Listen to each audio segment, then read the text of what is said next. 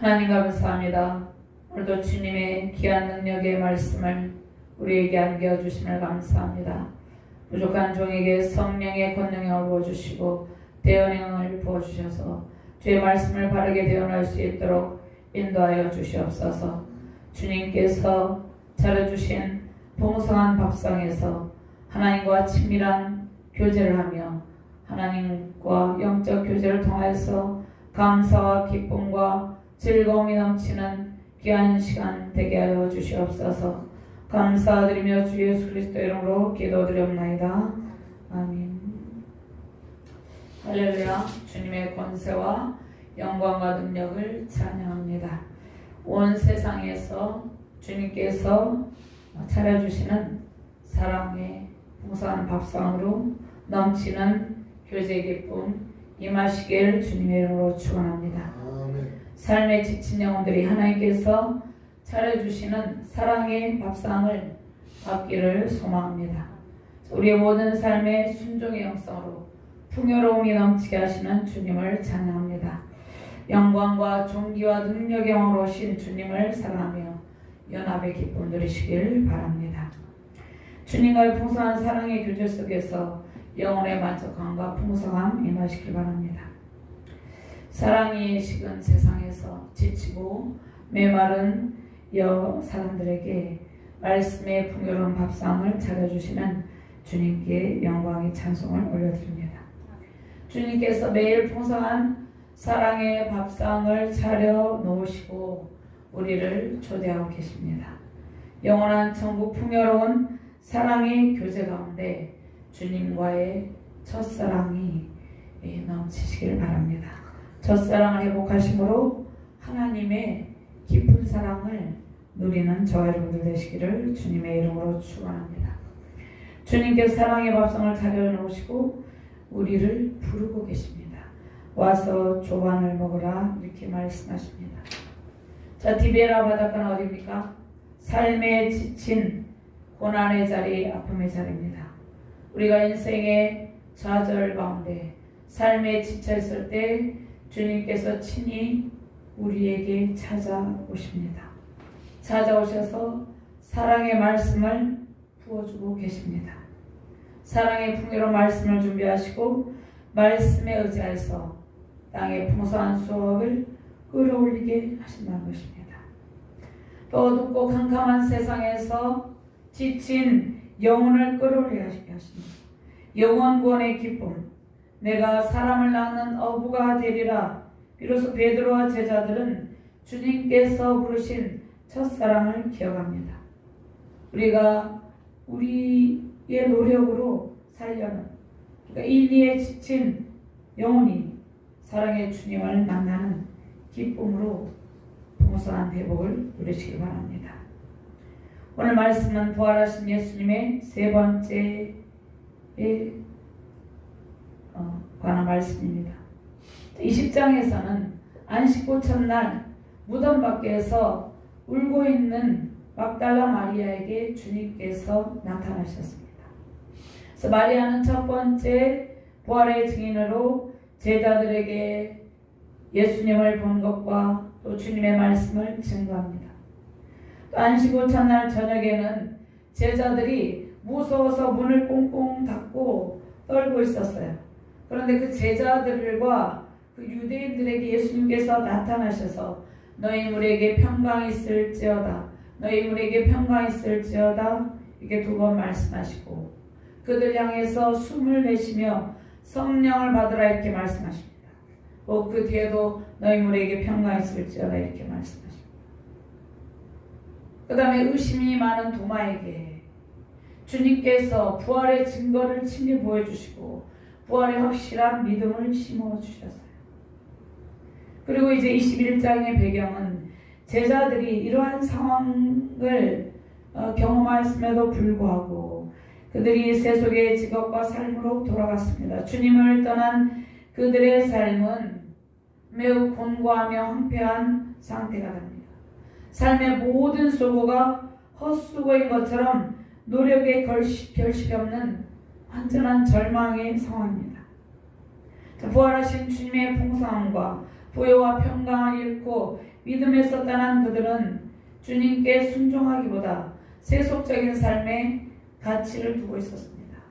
그래서 수고를 아무리 많이 하여도 결실이 없는 그들은 인간적인 노력으로 그 힘으로 무엇을 얻고자 노력하였지만 성과가 없이 시간을 소비하고 있었습니다. 우리의 삶에 말씀 순종과 예수 그리스도에 대한 믿음이 없으면 이러한 결과가 나타난다는 것이에요. 자, 부활하신 주님을 증거하는 삶을 살아야 하는 제자들이 제자의 도를 잃어버리고 세상적인 가치관을 가진 그러한 상태에 있었어요. 그들의 삶이 매우 피곤했어요. 삶의 절망의 때 캄캄한 어둠의 바다를 헤매고 있는 제자들에게 주님이 친히 찾아오셨습니다. 이것은 순종의 영성으로의 이끄심입니다. 주님의 말씀을 의지하지 않고 자신들의 힘으로 살아보려는 모든 인간의 방법을 동원해도 헛수고임을 철저하게 깨닫게 된 순간에 주님께서 찾아오신 것입니다. 자, 우리의 삶을 돌아보면 우리도 이렇죠. 우리도 우리의 힘으로 뭐가 되는 것 같으면 주님을 우리가 찾지도 않고 주님께서 찾아오셨어도 우리가 그것을 느끼지 못한다는 것이에요. 주님께서 인생의 밤바다를 헤매고 있을 때 말씀을 의지하라 이렇게 말씀합니다. 말씀을 주시고 순종에 따르는 풍성한 결실을 우리에게 제공해 준다는 것이에요. 인생의 어둠에 삶에 지친 순간에 찾아오신 주님의 음성을 들으시고 말씀을 의지하시기를 주님의 이름으로 축원합니다. 주님께서 우리에게 목자로서 삶의 풍부함을 제공하여 주십니다. 제 제자들은 3년 전에 처음에 주님께서 부르시던 때를 기억하게 되고 육지에 서 계신 부활하신 주님을 알아본 요한은 베드로에게 이 사실을 알리죠. 베드로는 주님을 보고 너무 반가워서 옷옷을 급히 두른 채 헤엄쳐서 주님께 갑니다. 다른 제자들도 고기가 가득 담긴 그물을 끌고 배를 육지 되죠. 이 놀라운 기적과 함께 풍성함이 넘치는 장면이에요. 주님이 찾아오셨을 때 사단에게 매인 영혼들을 건져오는 놀라운 장면이에요. 말씀하실 때 내가 사람을 낚는 어부가 되게 하리라. 어두운 밤바다에 세매된 영혼들을 구출해내는 신비로운 장면이에요. 하나님 나라 일을 할 수 있는 힘은 오직 주님께 있습니다. 우리가 인간적인 방법을 다 모두 동원해서 그 어떤 일들을 추진하며 성취하려고 해도 그 일이 순조롭게 이루어지지 않습니다. 특별히 영적인 일에 대해서 우리는 무지하고 우리의 힘으로 감당할 수 없음을 우리가 느끼고 알 수 없다는 것이에요. 우리가 오직 주님의 음성을 듣고 주님의 음성에 귀를 기울이면서 말씀을 의지할 때 풍성한 삶의 결실을 누리게 되는 것이에요. 우리 자신과 가정, 직장, 이 직장에서 또 우리가 목회자들은 사회 현장에서 말씀을 의지하는 또 말씀을 의지하여 주님께 순종하는 그 순종의 영성을 요구하고 계신다는 것입니다. 주님의 말씀을 의지하고 즉각 순종하심으로 하나님께서 주시는 풍성한 사랑의 밥상에서 교제의 기쁨 넘치시기를 주님의 이름으로 축원합니다.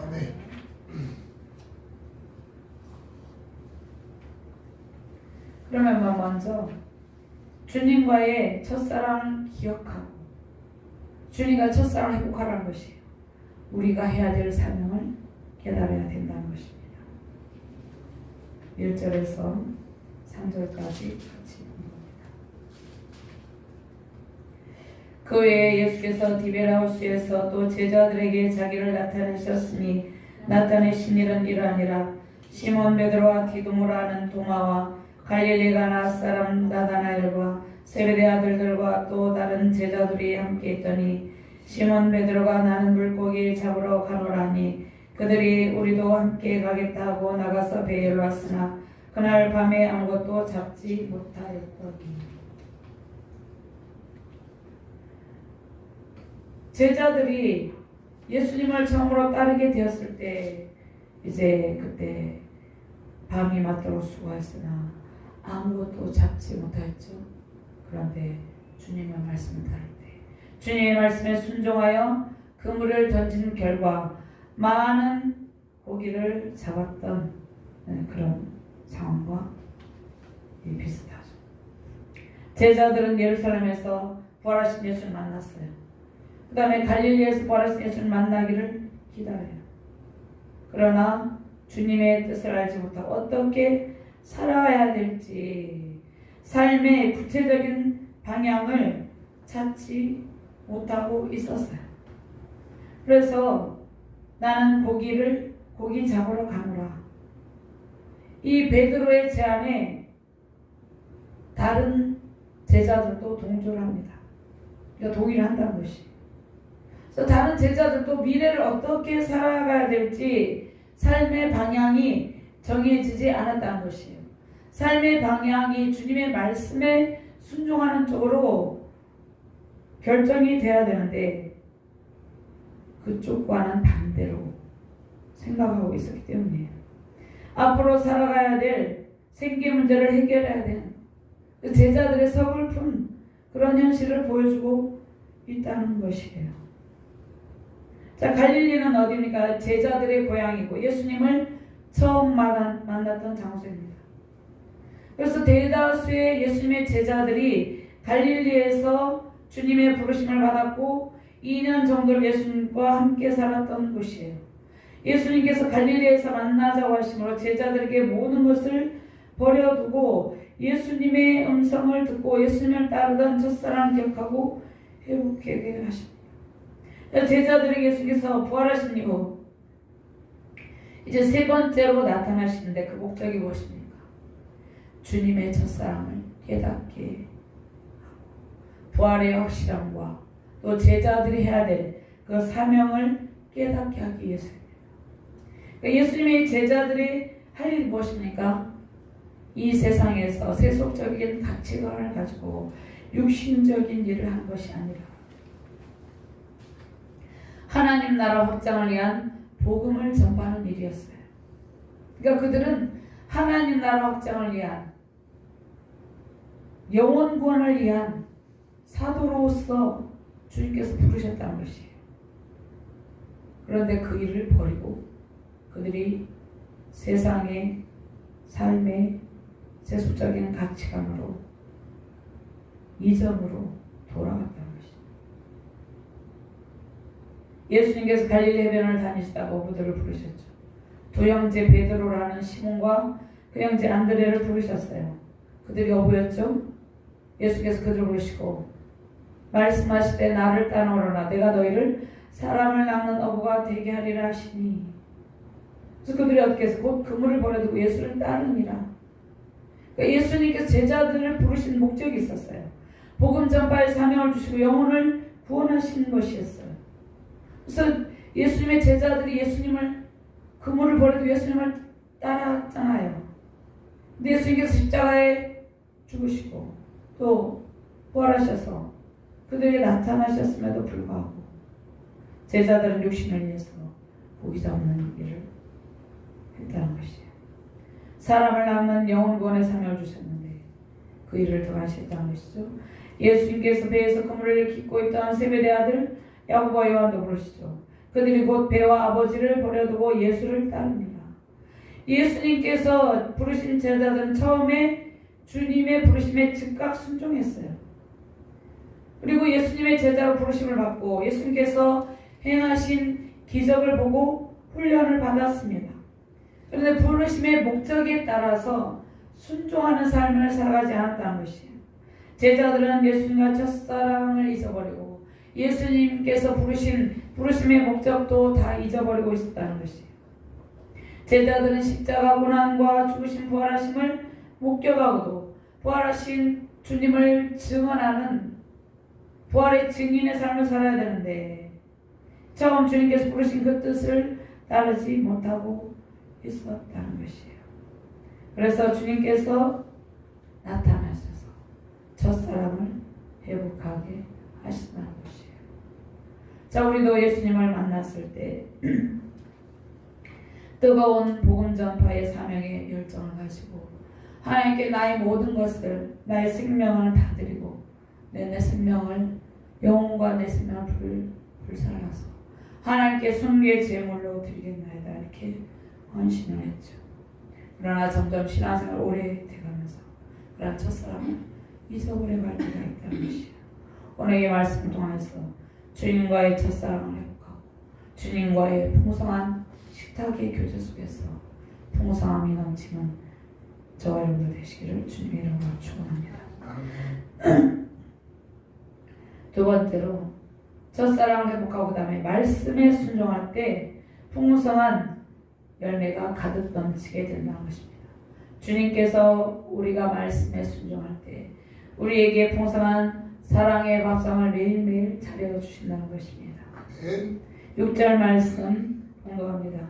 이르시되 그물을 배 오른편에 던지라 그리하면 잡으리라 하시니 이에 던졌더니 물고기가 많아 그물을 들 수 없더라.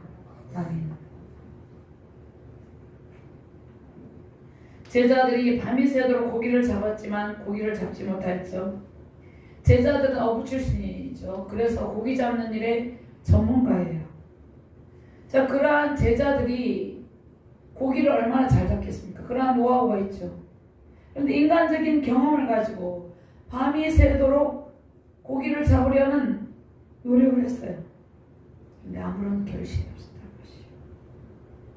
그런데 예수님의 신적을 준비하신 예수님의 말씀에 의지해서 그물을 내렸을 때 엄청난 결실을 맺게 되었다는 것이에요. 예수님의 말씀에 의지하여 그물을 내리고 끌어올리는 것은 예수님의 구원 사역을 의미합니다. 궁극적으로는 영혼 구원의 사역을 의미해요.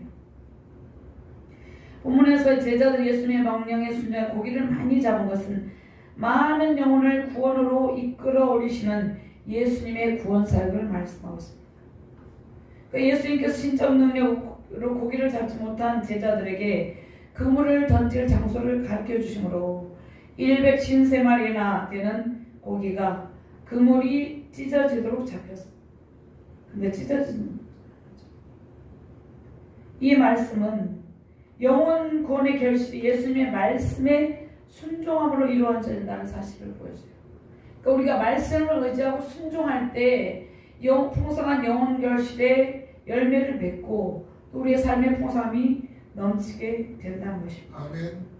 자, 예수님께서 저와 여러분들을 부르신 것은 주님의 명령에 순종하여 영혼을 주님께로 인도해야 되는 것임을 기억해야 됩니다. 그러니까 주님께서 우리를 부르시고 하나님의 크신 사랑을 부어주셨어요. 그러나 많은 성도들 또 저와 여러분들이 점점 신앙생활하면서 주님과의 첫사랑을 잊어버리고 내 방법, 내 힘을 의지하며 살아가요. 신앙도 그렇게 합니다. 주님을 멀리하는 것이에요. 이러한 저와 여러분들에게 말씀으로 오셔서 말씀에 순종하여 그물을 던지라고 말씀하십니다. 자, 이 말씀은 주님과 첫사랑과 말씀을 의지하는 것이죠. 내 생각과 내 경험과 내 의지를 내려놓고 말씀에 순종할 때 주님께서 우리를 통하여서 일하신다는 것입니다. 주님의 부르심을 따르고 주님의 첫사랑을 회복하고 말씀을 의지할 때 우리가 던진 그물에 고기가 가득 차게 되는 것이에요. 영혼 구원의 풍성한 열매를 맺게 하신다는 것이에요. 사람들이 세상에서 열심히 일을 해요. 사업을 하는 사람은 사업에 최선을 다합니다. 열심히 일해요. 그런데 열심히 일한 만큼 성과를 거두는 경우도 있고 그렇지 않은 경우도 있다는 것이에요. 주님을 의지해야 된다는 것이에요. 내 경험, 내 방법을 내려놓고 말씀을 의지하고 순종할 때 저와 여러분들의 삶을 모든 필요를 풍성하게 그물이 찢어지도록 채워주시고 또 영혼의 갈급함이 기쁨과 사랑으로 채워주고 주님과의 풍성한 그 식탁의 교제 속에서 기쁨이 넘친다는 것입니다. 제자들이 이 어두운 밤바다에서 고기를 잡으려는 수고를 하는데, 자, 어두운 밤바다 어디입니까? 하나님을 알지 못하고 죄악의 바다에 빠져 캄캄한 가운데 허우적거리는 영혼들이 있는 곳입니다. 그곳은 복음의 불모지, 이곳 진주도 포함되죠. 자, 복음이 전파되지 않는 곳, 그것이 어두운 밤바다예요. 수많은 영혼이 구원의 손길을 기다리고 있어요.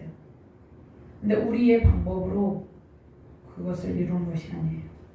복음을 전파해 사람을 낳는 어부가되로 저와 여러분들을 부르셨는데, 제자들이 밤이 새도록 수고해도 얻지 못함은 사명을 망각하고 있기 때문이죠. 늘 수고하고 애를 써도 풍족함과 만족을 누리지 못하는 하나님 나라 확장에 대한 무관심 때문에 예수님께서 그물이 찢어지도록 많은 고기를 잡게 하심으로 부활하신 이후 제자들에게 하나님의 전능하심을 깨닫게 하시고 그들에게 복음 전파의 사명을 깨닫게 하셨습니다. 이러한 은혜를 누리시기를 주님의 이름으로 축원합니다. 세 번째로 첫사랑 회복의 자리에서 아침 밥상을 준비하시죠. 조반을 준비하신 예수님. 제자들은 주님과 다시 만나는 죄의 기쁨을 누립니다. 9절에서 11절 말씀 같이 공부합니다. 육지에 올라보니 숯불이 있는데 그 위에 생선이 놓였고 떡도 있더라. 예수께서 이르시되 지금 잡은 생선을 좀 가져오라 하시니 시몬 베드로 올라와서 그물을 육지에 끌어올리니 가득히 찬 큰 물고기가 153마리라. 이같이 많으나 그물이 찢어지지 아니하였더라. 그럼 베드로가 끌어올린 그물 안에 153마리 물고기 숫자가 있잖아요. 이것은 세계 선교를 통해서 구원받을 자 충만한 수를 상징합니다. 그러니까 구원받을 모든 백성들을 다 포함하는 숫자라는 것입니다. 제자들 3년 전 이제 예수님을 만난 그 주님을 만났을 때 이 고기가 가득 담긴 그물을 끌고 배에 유치되죠. 풍성함 넘치는 그러한 장면이라는 것입니다. 시편 23장 5절 말씀에 23편 5절 말씀에 주께서 내 원수의 목전에서 내게 상을 차려주시고 기름을 내 머리에 부으셨으니 내 잔이 넘치나이다. 이렇게 말씀을 하고 있던 것이에요. 제 예수님께서 해변에 숯불을 피워 놓으시고 밤새도록 고기를 잡으려고 이 수고하고 지친 베드로와 다른 제자들의 몸을 녹이게 하시죠. 아침 식사로 생선을 구우시고 떡을 굽고 계신 주님을 볼 때 베드로는 누가 생각하겠습니까? 로마 군병들에게 예수님이 잡히시던 그 대제사장이지 안뜰에 피워놨던 숯불을 기억나게 했던 것이죠. 베드로는 예수님께서 다시금 예수님께 대한 사랑과 신앙의 고백에 대한 질문을 통해서 내가 나를 사랑하냐, 이 예수님의 뒤에 나옵니다. 부인하던 배반의 품과 어리석음에 대해서 괴로워하지 않을 수가 없었죠. 네, 베드로가 주님을 만난 그 죄의 깊은 가운데 주님의 사랑을 체험하고 그 풍성함을 누리게 된다는 것이. 이 갈릴리 지방에서 생선과 떡은 주로 늘 먹는 식사의 메뉴였습니다. 자, 생선은 바다의 수확을 대표합니다. 그리고 떡은 온 땅의 풍성한 소출을 대표하고 있습니다. 그러니까 예수님께서 밤새도록 고기를 잡았던 제자들의 배고픔에 대해서 염려하시며 친히 아침 밥상을 준비하시는 것이에요. 자, 이 말씀은 주님께서 이 말씀을 통해서 우리에 대한 극진한 사랑을 보여주시는데, 주님께서 온 천하 만물을 창조하셨죠. 또 하나님의 형상을 따라서 지으신 아담에게 베푸신 은혜를 생각나게 해요.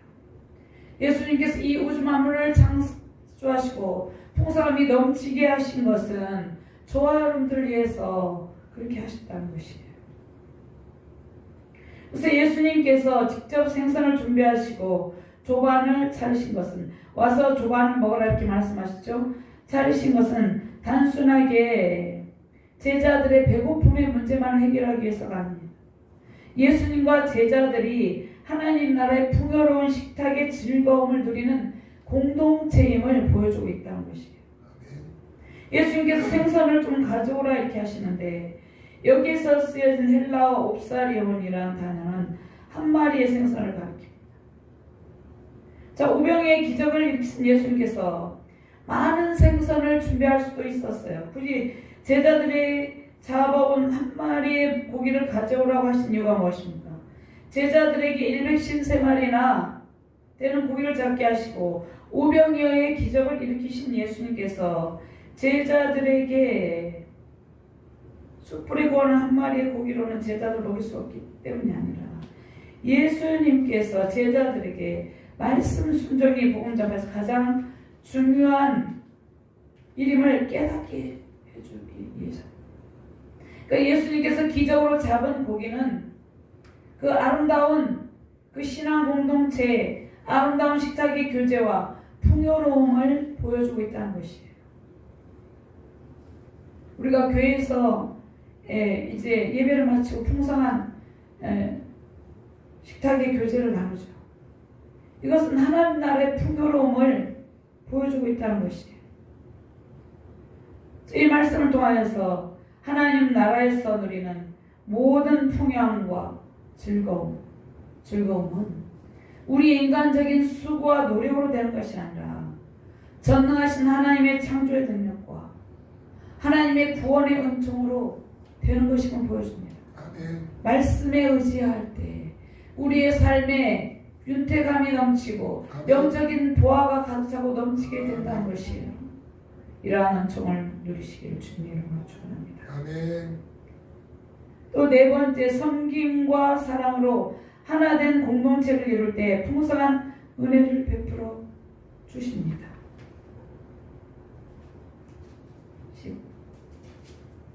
12절부터 14절까지 같이 공부합니다.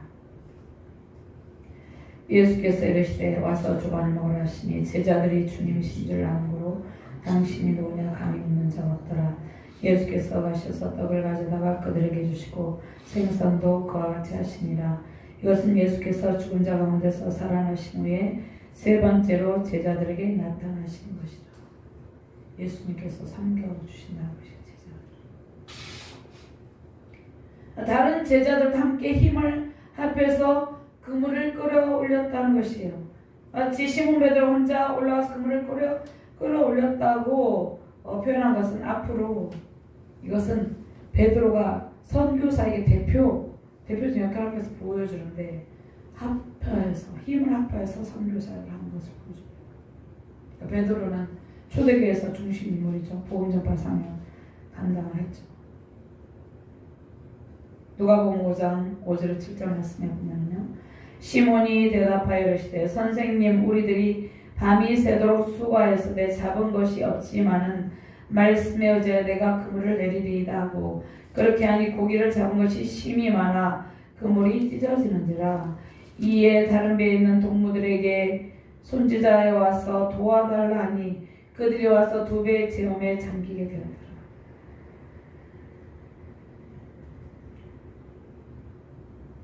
고기를 많이 잡아서 그물이 찢어져야 되었다는 사실을 강조하죠. 여기에서는 누가복음에서는. 근데 누가는 하나님께로 돌아온 사람들이 너무 많아서 차고 넘쳤다는 것을 강조하는 것이에요. 그러니까 풍성하고 차고 넘친다는 것이에요. 이것을 강조하고 또 요한은 많은 사람들을 받아들이고 포용할 수 있는 하나님의 능력에 초점을 둡니다. 여기에서 본문에서 찢어지지 이 에스키스데 이 동사들이 나타나는데 십자가 순환의 표현으로 사용됐어요. 마가복음 15장 38절 말씀에 이에 성소이장이 위에서 아래까지 찢어져 둘이 되니라. 누가복음 23장 45절 말씀에 성소이장이 한가운데가 찢어지더라. 마가복음, 누가복음의 두 구절에는 성소이장이 찢어졌죠. 그런데 요한복음에 나오는 통으로 만든 옷은 찢어지지 않았어요. 요한복음 19장 23절 24절 말씀에 군인들이 예수를 십자가에 못 박고 그의 옷을 취하여 네 깃에 나눠 각각 한 깃씩 얻고 속옷도 취하니 이에 속옷은 후지 아니하고 위에서부터 통으로 짠 것이라. 군인들이 서로 말하되 이것을 찢지 말고 누가 얻나 제비 뽑자니 이는 성경에 그들이 내 옷을 나누어 내 옷을 제비 뽑나이다 한 것을 응하게 하려 함이라. 성소이장이 찢어졌다는 것은 예수님의 보혈의 능력으로 모든 성도들에게 하나님께로 나아갈 수 있는 길이 열렸음을 의미합니다. 그러니까 예수님께서 친히 그 육체를 찢으시고 우리를 담대하게 하나님 성소에 나아갈 수 있는 길을 열어주셨어요. 근데 우리는 그 안에서 어떻게 해야 됩니까? 서로 하나가 되어서 하나님 나라를 확장해야 될 한 몸, 즉 그리스도의 지체라는 것을 보여줍니다. 또 여기서 그물이 찢어지지 않았다는 말씀은 또 찢어지지 않았다고 하기도 하고 찢어졌다고 하잖아요. 이 말씀은 예수님께서 부활 승천하시고 난 이후에 제자들을 통해서 초대교회가 세워지죠. 수많은 교회들이 세워지죠. 그 교회를 통해서 영혼 구원 사역이 계속해서 진행이 될 것을 보여주고 또 많은 고기를 잡고도 찢어지지 않은 그물처럼 교회 공동체가 사랑으로 하나 되어서 하나 된 것을 하나 되어야함을 보여주고 있다는 것이에요. 그러니까 우리의 가정과 모든 공동체가 서로 마음이 나누어지지 않고 하나가 될 때 하나님께서 베푸시는 풍성함을 누릴 수 있다는 것이에요. 우리의 마음이 하나가 되어야 된다는 것이에요. 나라도 마찬가지죠. 나라도 우리 민족이 마음이 하나 되어서 단합을 해야지 된다는 것이에요. 찢어지면 안 된다는 것이에요. 마음이 나누어져 있으면 찢어져 있으면 그로 인한 엄청난 고통이 뒤따르게 되죠. 교회 공동체가 이렇다는 것입니다. 교회 공동체가 마음이 분열돼 하나 되지 못하게 되면 수많은 지체들이 찢어지는 아픔을 느끼게 되는 것이에요. 한국교회가 교단과 교파는 다 다를지라도 주 안에서 성령 안에서 하나를 이루어야 된다는 것을 말씀하고 있는 것입니다. 예수님의 대제사장 되심을 상징하는 속옷이 찢어지지 않았다는 것은 많은 영혼을 구원하는 교회 공동체에 나눠지지 않은 연합과 일치를 강조하기 위해서입니다. 그러니까 많은 영혼들을 구원하는 목양의 주체가 누구입니까? 예수님이죠.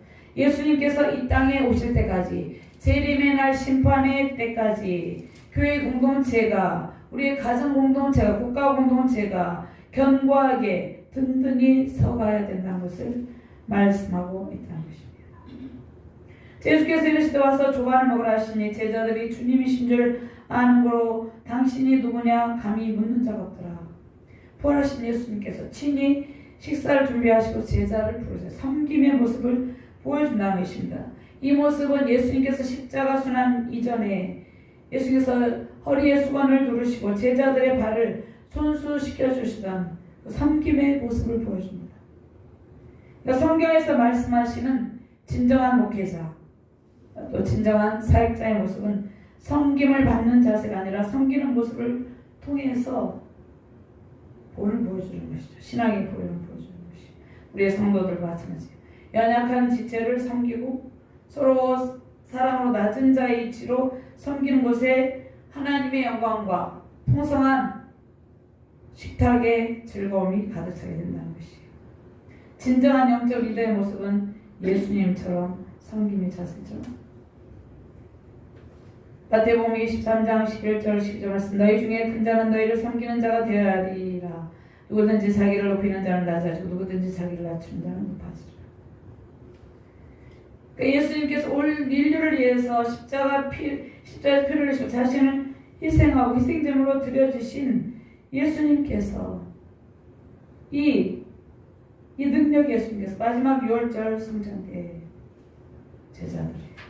제자들은 예수님 이 능력 예수님 누구신지를 정확히 알지 못했어요. 그래서 예수님께서 그때도 최후의晚餐을 준비하셨는데 부활하신 또 예수님께서 부활하셔서도 친히 식사를 준비하세요.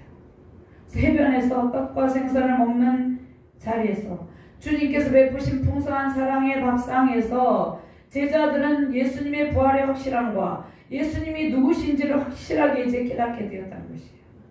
예수님의 제자들은 낙심과 좌절과 절망의 고통 가운데서 부활의 예수님을 만나고 부활의 예수님을 붙들게 되었다는 것이에요. 친히 조반을 준비하시고 은총을 베푸시는 사랑의 주님을 우리는 만났어요. 제자들이 만났죠. 제자들이 그들의 힘과 노력으로 이루지 못한 모든 일들을 예수님을 통해서 다 이루셨다는 것입니다. 우리도 세상에서 온갖 수고를 하며 노력하지만 하나님께서 베푸시는 풍요로움을 다 누리지 못하였죠. 왜 그렇습니까? 우리의 힘과 능력을 의지했기 때문입니다. 우리는 말씀의 자리, 기도의 자리, 또 주님께 회개의 자리에서 또 주님께서 베풀어 주신 사랑의 밥상을 우리가 바를 때 그 믿음의 교제 가운데서 주님을 진정으로 만나야 된다는 것입니다. 아멘. 또 온전한 주일 성수와 온전한 예배로 하나님과 깊은 영적인 교제를 이룰 때 그 물이 찢어지지 않도록 우리 모든 결핍을 다 채워주십니다. 아멘. 재정의 기름 부으심, 말씀의 기름 부으심, 영적인 부흥을 이루어 주신다는 것입니다. 주께서 내 원수의 옥전에서 내게 상을 채우시고 기름을 내버려 내게 보셔서 내 잔이 넘치나이다. 이 부흥이 넘치게 된다는 것이에요. 우리가 절망과 아픔을 잘 있는 우리에게 사랑으로 다가오신 예수님을 통해서 하나님 나라의 풍성함을 누리게 되었어요. 주님과의 이 사랑의 밥상의 교제 속에서 첫사랑을 겪고 주님과의 이 아름다운 영적인 깊은 교제를 누리게 되었다는 것입니다.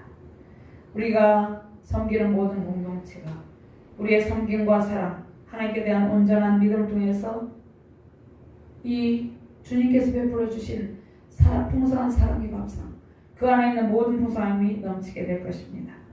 예수님께서 친히 베푸신 이 사랑의 풍성한 밥상에서 서로 섬김과 사랑을 통해서 하나님 나라의 풍요로움이 세우신 가정과 공동체, 교회 공동체 가운데, 세계 열방 가운데 임하시기를 주님의 이름으로 축원합니다. 하나님 감사합니다. 귀한 말씀 주시면 감사합니다. 주님께서 차려주신 아름다운 사랑의 밥상에서 주님과의 사랑의 교제를 나누게 해주심을 감사합니다. 주님께서 베풀어 주신 풍성함이 우리의 모든 삶에 넘치게 해주심을 감사합니다. 감사드리며 주 예수 그리스도 이름으로 기도드립니다. 아멘.